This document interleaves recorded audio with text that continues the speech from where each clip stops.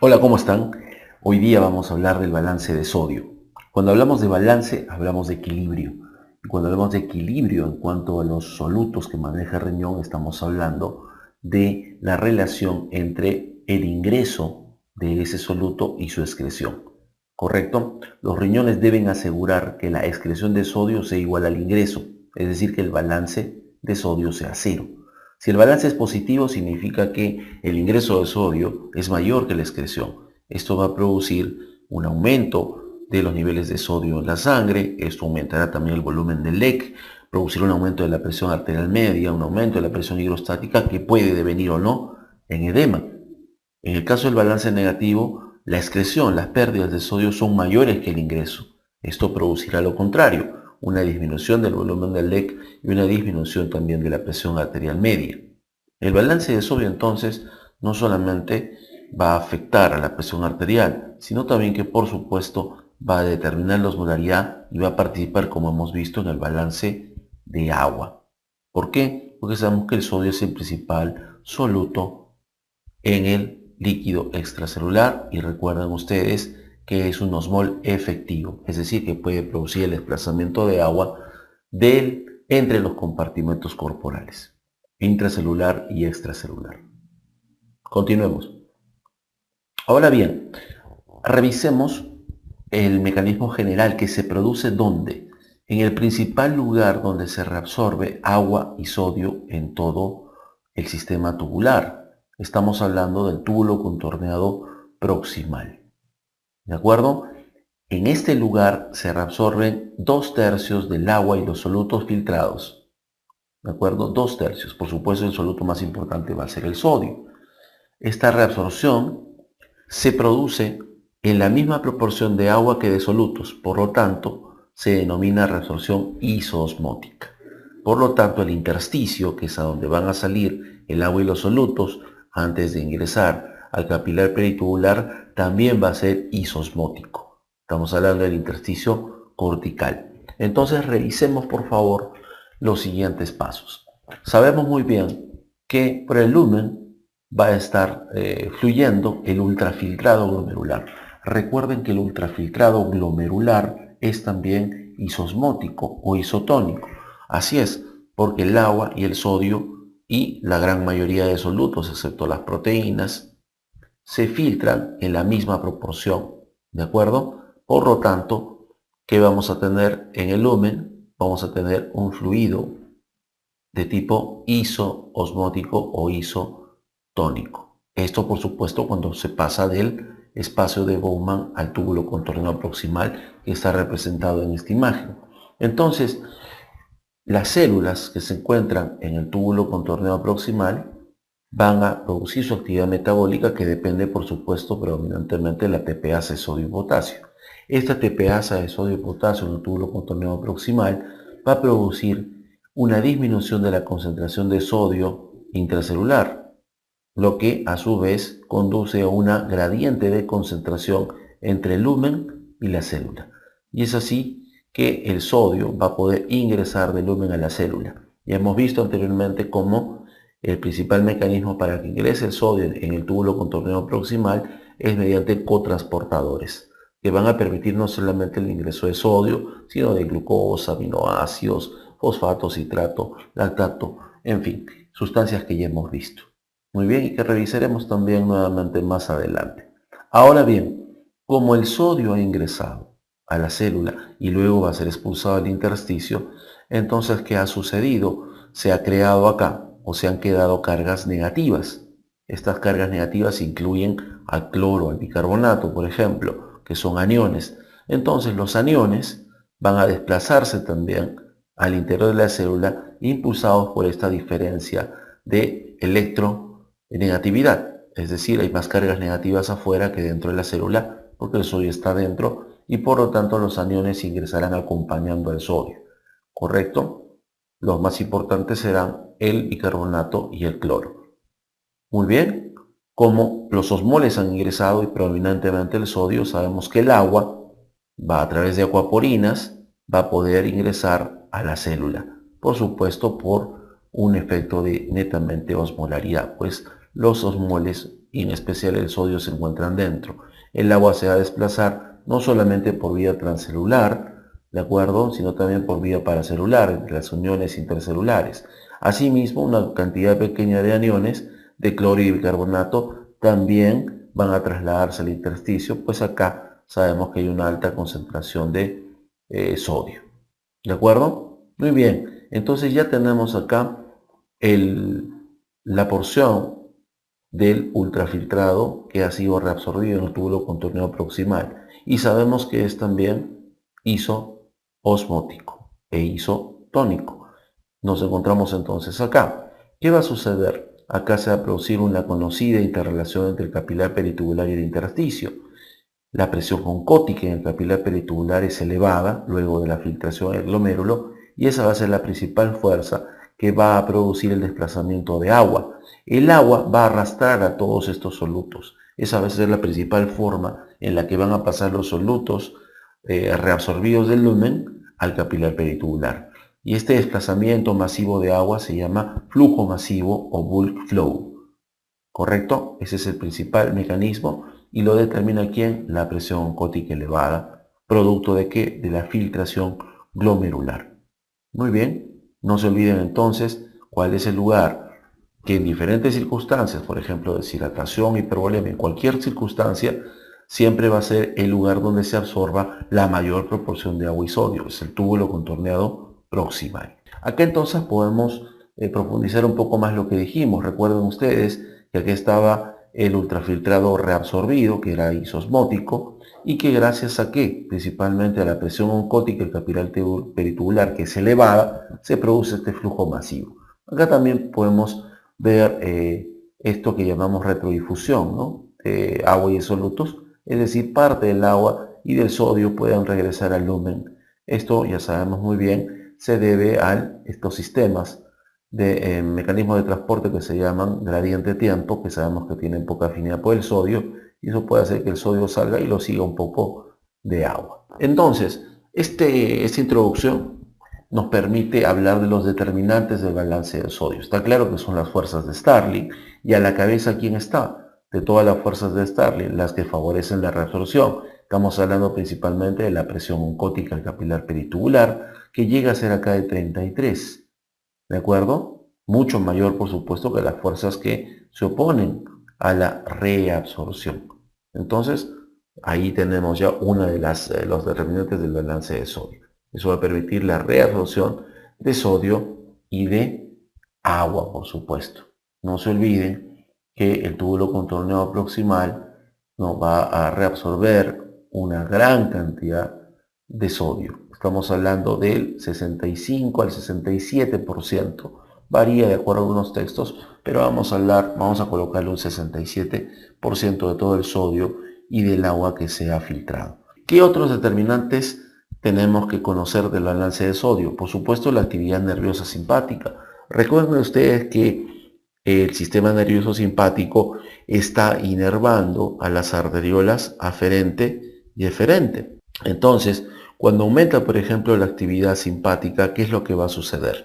Acuérdense que se contraen las dos arteriolas, tanto la arteriola aferente como la eferente, y eso va a producir, si bien una disminución del flujo plasmático renal y de la tasa de filtración glomerular, ¿qué va a suceder? Va a aumentar la fracción de filtración. Recuerden ustedes que el fluido que entra al glomérulo se queda más tiempo allí, producto justamente de esta vasoconstricción, principalmente del arteriol aferente, pero también del eferente, y eso va a permitir que se filtre un poco más de agua y que se eleve la presión oncótica. ¿De acuerdo? Esto también hay que sumarlo, por supuesto, ¿a qué?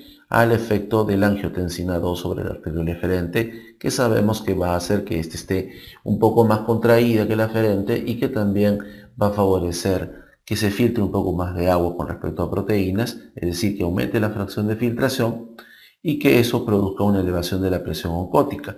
Esa presión oncótica también va a predominar acá en el capilar peritubular para promover la reabsorción de sodio y de agua. Esto sucede principalmente, por supuesto, cuando disminuye la volemia, ¿no? Pero ya tenemos otro determinante. En circunstancias normales también va a haber una actividad nerviosa simpática que va a estar regulando la reabsorción del fluido tubular.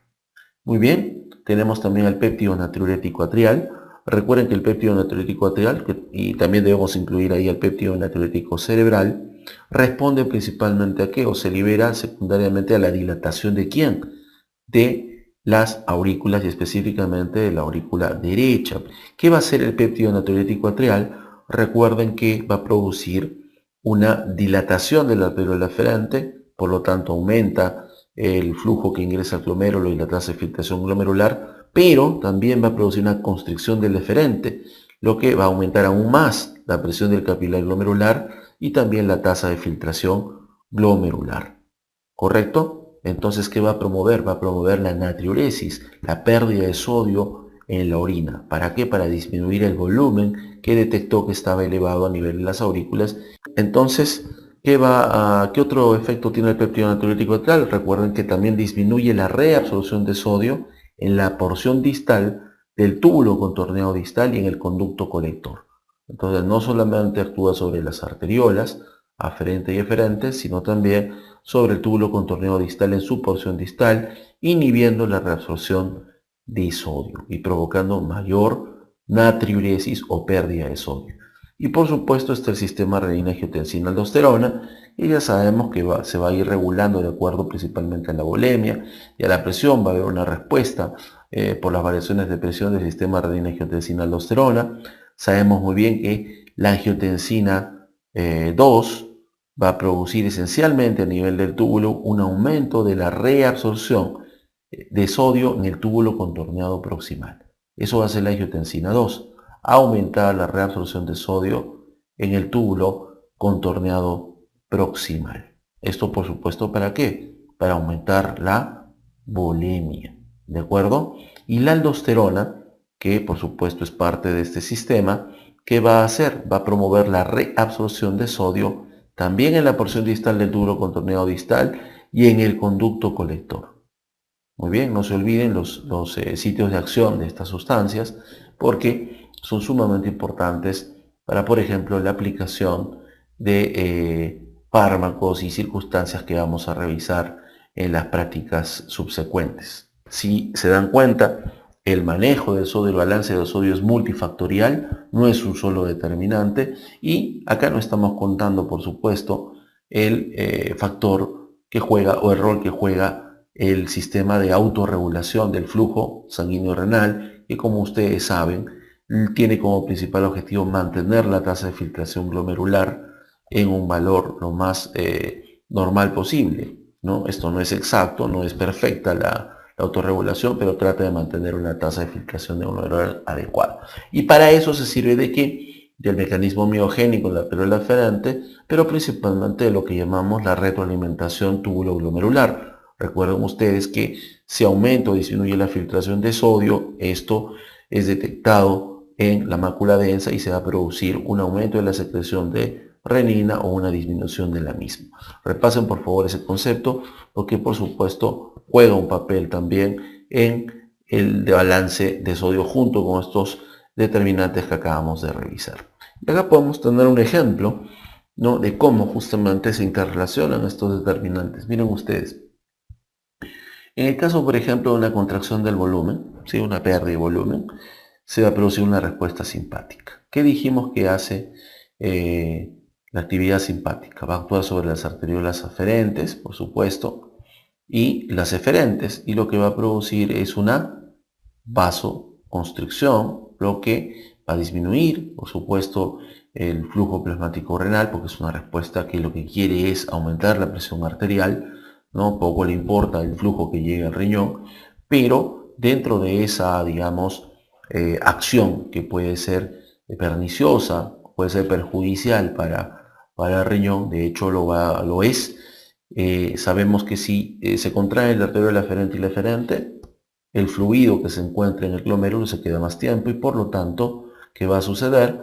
Va a haber un aumento o una mayor, digamos, filtración, ¿no? Ya sabemos que va a disminuir, pero no va a disminuir tanto gracias a que se queda más tiempo con el fluido y la fracción de filtración va a aumentar, ¿correcto? ¿Qué otra cosa pasará? Recuerden ustedes que la arteriola aferente que tenía gránulos de renina y también de angiotensina 2 Esa angiotensina 2 va a viajar acá, aumenta la resistencia del eferente, también favorece que la tasa de filtración glomerular no caiga tanto. Pero lo más importante es que cuando la sangre que se encuentra en el glomérulo salga al arteriol eferente del capilar peritubular, sale con una elevada presión oncótica que lo que va a hacer es promover la reabsorción de agua. Por supuesto, esto para tratar de no disminuir aún más la volemia, tratar de recuperar algo el volumen que se requiere en estas circunstancias, porque hay una contracción del volumen. La actividad simpática también va a producir la liberación de renina. Acuérdense que la arteriola aferente, que tiene las células granulares, ¿no? Tiene receptores justamente para norepinefrina, y estas células granulares responden a la norepinefrina porque tienen receptores, como dijimos, para ellos, liberando renina. La renina, ya sabemos, va a producir que el angiotensinógeno se convierta en angiotensina 1, en el endotelio del pulmón principalmente la angiotensina 1 se convierte en angiotensina 2, que es la que es verdaderamente activa, y la angiotensina 2, recuerden, que va a actuar sobre el túbulo contorneo proximal reabsorbiendo mayor cantidad de sodio. Sodio, ¿de acuerdo? Muy bien. Entonces, sodio y bicarbonato, esto es importante, porque la angiotensina 2 no solamente va a promover reabsorción de sodio, sino también de bicarbonato y pérdida de protones, y esto puede llevar a una alcalosis metabólica, ¿sí? Entonces, en pacientes muchas veces deshidratados se puede encontrar alcalosis metabólica. Se llama alcalosis por contracción del volumen, ¿no? Muy bien, la angiotensina 2 también va a actuar, por supuesto, sobre la corteza adrenal para liberar aldosterona. Ya dijimos que la aldosterona tiene sus lugares de acción en la porción distal del túbulo distal y en el conducto colector. ¿Qué va a hacer la aldosterona? Va a promover la reabsorción de sodio y por supuesto también de agua. Y veremos también más adelante cómo a este nivel también promueve la secreción de potasio y también de protones. ¿Correcto? Entonces al final, ¿qué va a suceder?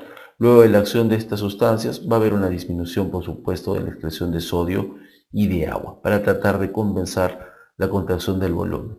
Y me olvidaba, miren ustedes acá también, si es que hay una contracción de volumen, entonces las aurículas se dilatan menos, disminuye también ¿quién? El péptido natriurético atrial y el péptido natriurético cerebral, que lo que normalmente hacían, ¿qué cosa era?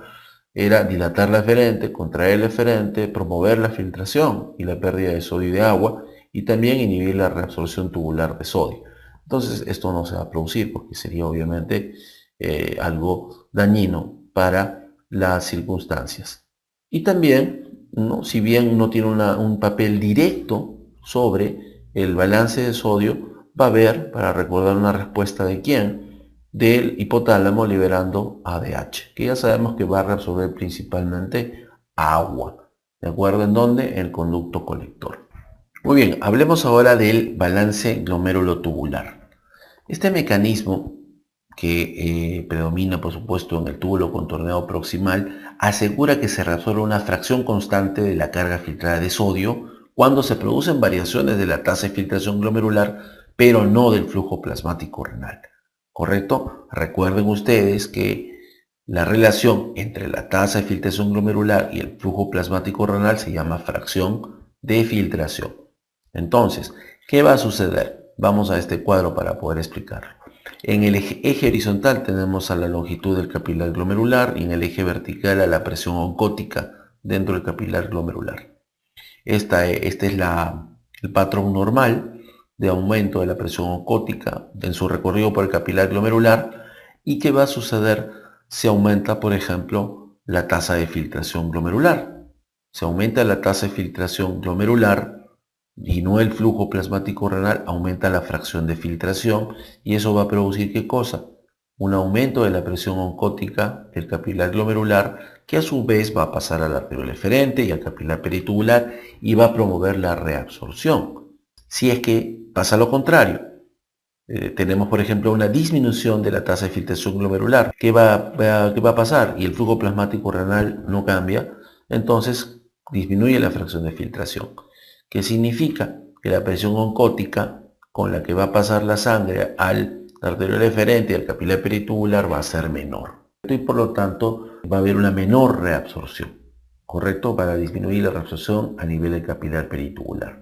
Acá podemos ver justamente numéricamente estas relaciones. Miren ustedes, Acá tenemos una tasa de filtración glomerular de 124 mililitros por minuto, la concentración plasmática de sodio que no varía, ¿de acuerdo? Estamos asumiendo que el flujo plasmático renal, por supuesto, no ha variado. En estas condiciones se filtran 18 milimoles por minuto de sodio y se reabsorben 12, es decir, 66.7, digamos que es 67%, ¿correcto? De lo filtrado. Muy bien.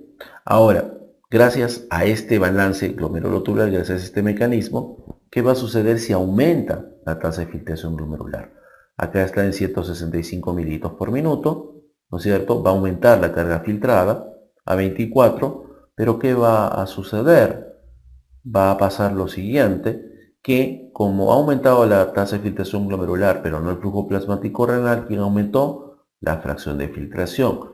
¿Quién aumentó secundario a esto? La presión oncótica, y por lo tanto va a aumentar también la cantidad reabsorbida del filtrado, a una cantidad que va a permitir que se reabsorba, inclusive al haber variado esta tasa de filtración glomerular, se reabsorba también el 67% del sodio filtrado. Muy bien. Y en el caso de que caiga ¿quién?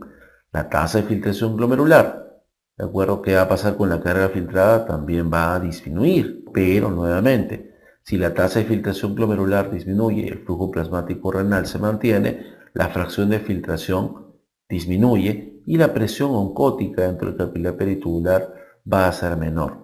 Esto va a producir que en el capilar peritubular se reabsorba menos sodio, y en este caso eso va a permitir que el sodio que se reabsorba sea solamente el 67% de lo filtrado.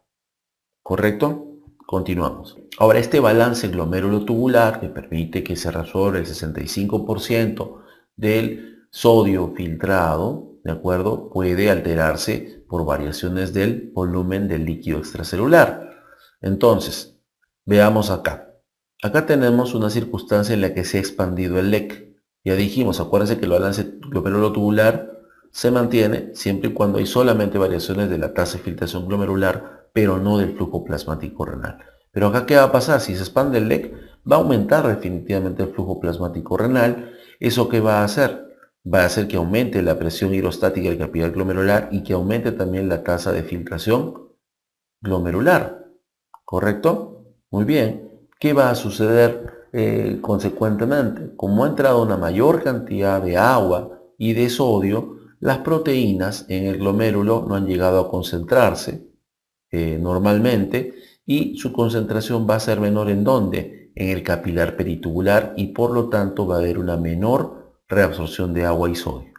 ¿Correcto? Entonces se va a poder excretar el exceso de agua y de sodio que llegó a los riñones. Acá podemos ver claramente cómo, gracias a que aumentó el flujo plasmático renal, la presión oncótica, por decir así, fue diluida debido a este exceso de volumen en el capilar peritubular. Al estar disminuida la presión oncótica, entonces disminuye la reabsorción y permite la excreción del exceso de sodio y agua filtrados.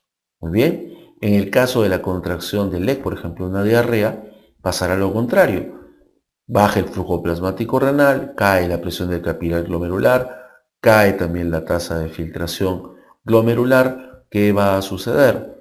Va a suceder que va a haber a nivel del glomérulo una mayor filtración. Recuerden ustedes que al disminuir el flujo sanguíneo se queda mayor tiempo fluido sanguíneo en el glomérulo, y eso va a promover que se filtre mayor cantidad de agua y de sodio. Esto va a producir que haya un aumento de la presión oncótica en el capilar peritubular, ¿sí?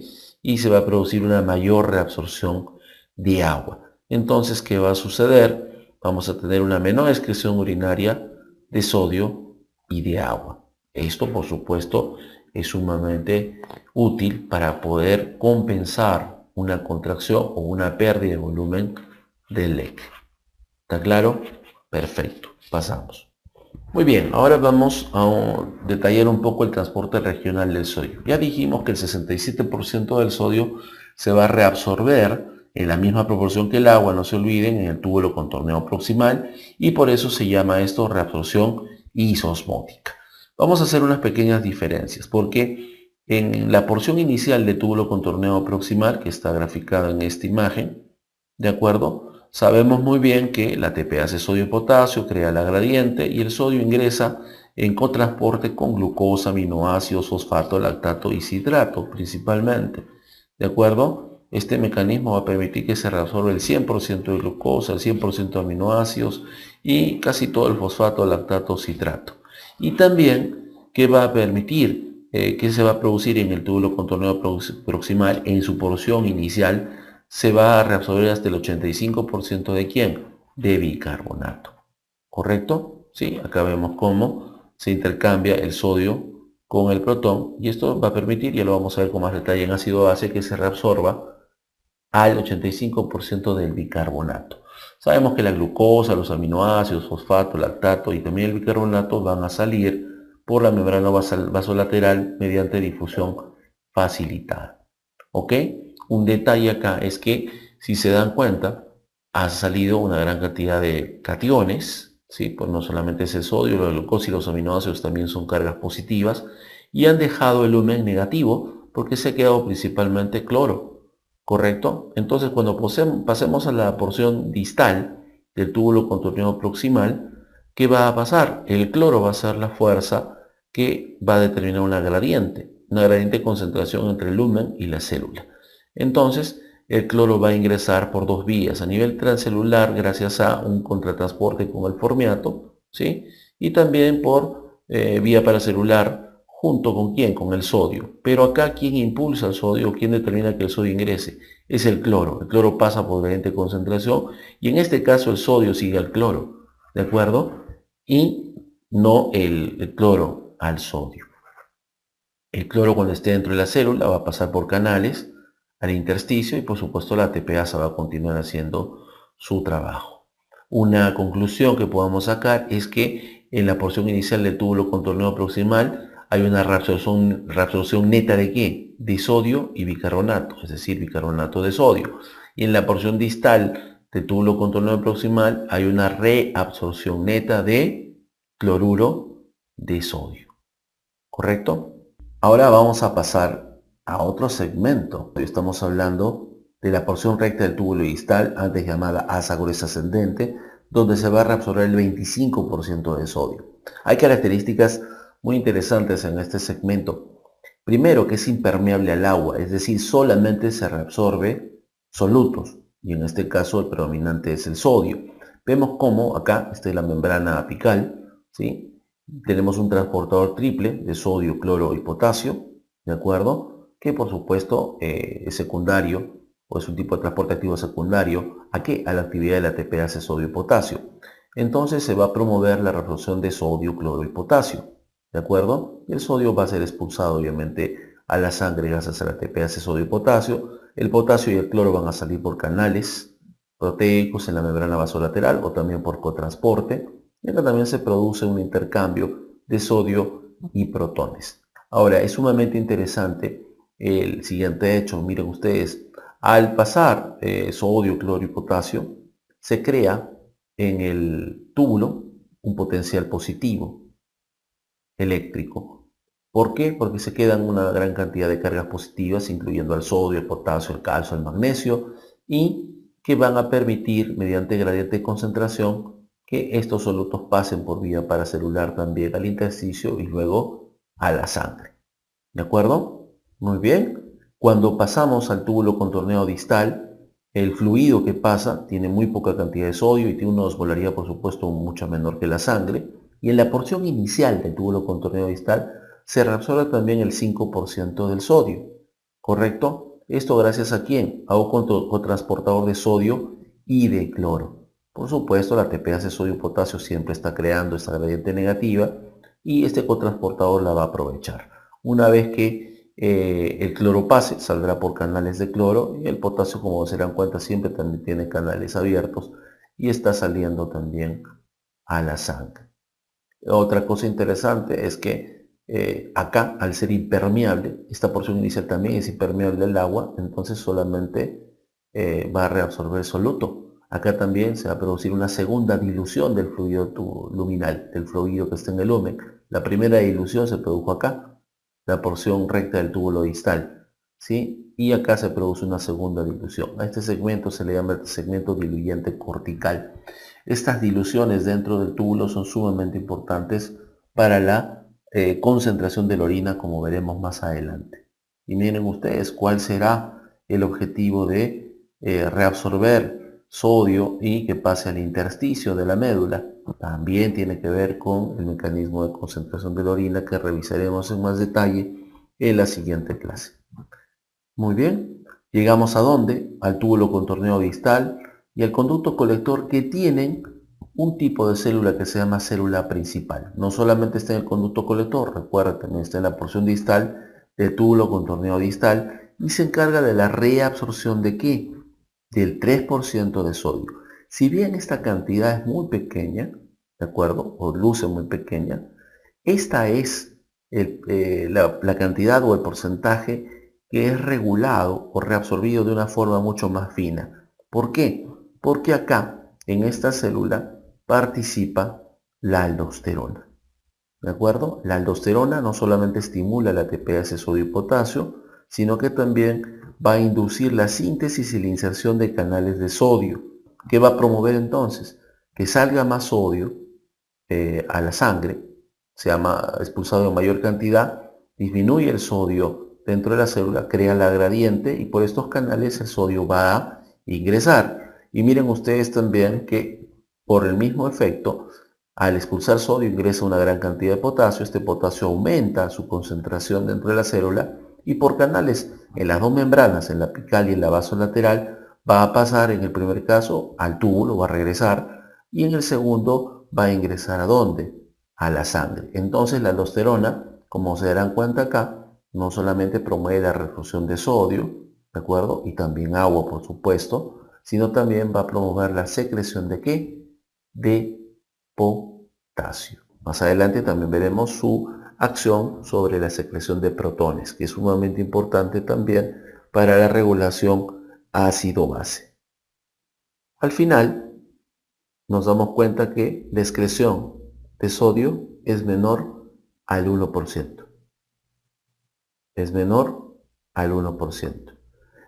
Si hacemos una síntesis del transporte regional de sodio, diremos que el lugar donde se reabsorbe la mayor proporción de sodio junto con agua y en la misma proporción, siendo una reabsorción isosmótica, es en el túbulo contorneado proximal, 67%. Se reabsorben 25 y 5% en dos segmentos que tienen una característica importantísima, que son impermeables al agua. Solamente se reabsorbe soluto.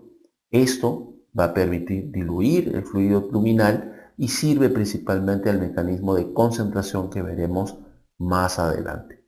¿Correcto? Y el menor porcentaje de sodio que se reabsorbe, si bien se realiza, en la porción distal del túbulo distal y en el conducto colector, y depende de quién, de aldosterona. No lo hemos colocado acá, pero es la aldosterona la que va a promover justamente la reabsorción de este 3% de sodio. Y es importante, ¿por qué? Porque acuérdense que la aldosterona depende de quién, de la angiotensina 2 y esta de la renina. Y esto responde ¿a qué? A variaciones principalmente del volumen. Es decir, cualquier estímulo que produzca la activación del sistema renina, angiotensina, aldosterona, que ya hemos revisado anteriormente. Esto va a permitir que justamente el sodio se pueda reabsorber y que el volumen pueda aumentar. Acuérdense que el sistema renina, angiotensina, aldosterona es muy importante para la regulación de la presión. Es un mecanismo, por supuesto, que funciona a medio plazo, no es a corto plazo, pero promueve el aumento de la volemia. Veamos ahora cambios en la concentración de solutos en el túbulo contorneado proximal. Estos cambios van a depender principalmente de la relación entre la reabsorción de este soluto y la reabsorción de agua. Recuerden ustedes que todos los solutos que son libremente filtrables van a tener en el espacio de Bowen, y por lo tanto al entrar al túbulo contorneo proximal, la misma concentración plasmática, ¿de acuerdo? Su concentración en el fluido tubular va a ser igual a la concentración plasmática apenas ingresen al túbulo contorneado proximal. El túbulo contorneado proximal se representa en su longitud acá, en este eje horizontal, y acá vemos justamente las relaciones entre las concentraciones en el fluido tubular y la concentración plasmática. Muy bien, esta leyenda es importantísima. Si es que la concentración del fluido tubular es mayor que la concentración de la plasmática del soluto, perdón, es mayor de 1, si la relación entre la concentración del fluido tubular y la concentración plasmática de un soluto es mayor que 1, el soluto, las posibilidades son que el soluto no sea reabsorbido, que esté siendo reabsorbido pero en menor proporción que el agua, o que el soluto esté siendo secretado. Si la relación tubular-plasma de esta sustancia, de cualquier soluto, es igual a 1, quiere decir que el soluto y el agua se reabsorben en la misma proporción. Y si esta relación túbulo-plasmática es menor de 1, el soluto está siendo reabsorbido en mayor proporción que el agua. ¿De acuerdo? Entonces vamos a analizar las diferentes líneas y curvas que vemos en este gráfico. Vamos a empezar con esta sustancia, que es la sustancia E, el soluto, que como se darán cuenta siempre mantiene la relación entre su concentración tubular y su concentración plasmática, que significa que están siendo reabsorbidas en igual proporción que el agua. Y es por eso que no varía a lo largo del túbulo contorneado proximal. ¿De quién estamos hablando? Estamos hablando del sodio. Acuérdense que el sodio se reabsorbe en un 67% en la misma proporción que ¿quién? Que el agua. ¿Correcto? Muy bien. Ahora, vamos a hablar de aquellas líneas y curvas que se encuentran con una relación de fluido tubular plasma mayores de 1. Vendrían a ser la D, la C, la A y la B. Empecemos con la C. Miren ustedes, si se dan cuenta, la relación de la concentración en el fluido tubular y el plasma aumenta progresivamente y linealmente en el caso del soluto que está señalado con la letra C. Esta sustancia no se está ni reabsorbiendo ni se está secretando. ¿De acuerdo? Simplemente está concentrándose a medida del túbulo de acuerdo a la reabsorción de agua. Y miren ustedes, como al final del túbulo contorneo proximal se han reabsorbido aproximadamente 2/3 del agua, justamente esta sustancia alcanza una relación fluido tubular plasma de 3. ¿De acuerdo? Entonces tiene que ser una sustancia que solamente se filtra. Esa sustancia es la inulina. ¿De acuerdo? Muy bien, ahora hablemos de la sustancia D. La sustancia D es una sustancia que se comporta como inulina en la primera parte del túbulo contorneado proximal, es decir, como si solamente se hubiera filtrado y no se reabsorbiera, pero ya en la porción distal, por decirlo así, del túbulo contorneado proximal, vemos que su concentración en el fluido tubular ya no aumenta más, se mantiene estacionaria.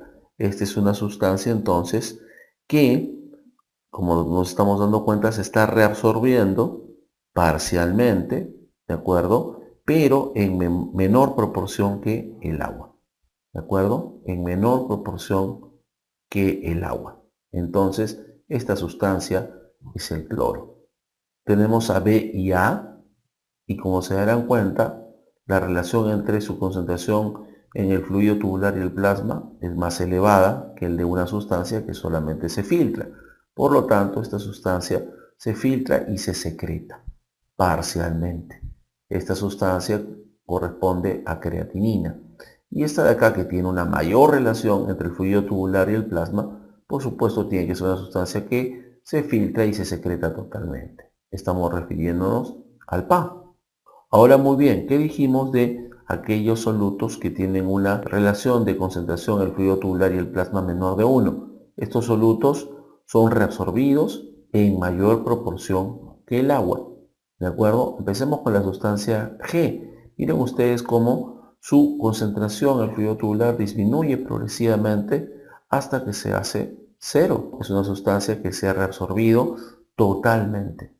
¿De quién podríamos estar hablando? De la glucosa, de los aminoácidos. Y acá nos damos cuenta que también hay una sustancia que se está reabsorbiendo en mayor proporción que el agua, que es la sustancia F, pero que no llega a desaparecer del túbulo. Entonces, acá tenemos a una sustancia que podría ser tranquilamente el bicarbonato, que se reabsorbe un poco más que el agua. Eso ha sido todo. Por favor, profundicen los objetivos de las guías para las prácticas correspondientes. Nos vemos pronto.